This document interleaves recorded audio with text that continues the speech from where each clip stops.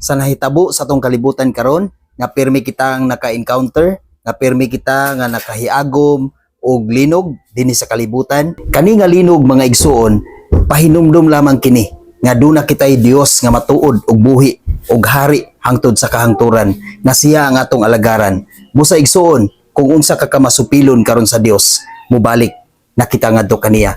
Maghinulsol na kita kaniya, magmatinud-ano na kita sa atong pag-alagad, sa atong pagtuo ug pagdawat ngadto sa Ginoo.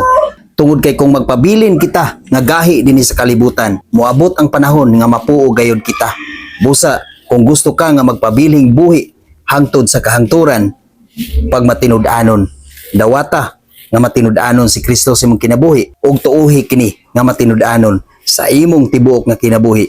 Gusto sa Dios igsoon nga atong hinumduman sa kanunay nga bisan mukurog pa ang kalibutan, apan adunay usa ka pundasyon nga bisag unsa ang mahitabo, dili gayud kana matarog. Diha lamang kana sa Ginoo nato makaplagan igsoon ug dili dinhi sa kalibutan. Jeremias 10 bersikulo 10. Apan ikaw o Ginoo ang matuod nga Dios, buhi ka og hari hangtod sa kahangturan.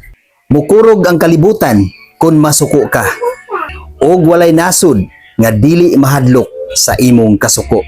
Igsoon atong hinumduman sa kanunay nga aduna kitay matuod nga Dios, buhi kini nga Dios gikan kaniadto ug hangtod karon.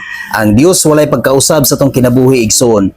Busa maghinulsol kita, muduol kita ngadto kaniya, tungod kay siya ang pundasyon nga dili gayud matarog. Bisan mulihok pa ang kalibutan, pinaagi sa linog igsoon, apan hinumdumi nga kanang tanan pahinumdum lamang sa Dios aron kita magmatinud-anon ngadto kaniya.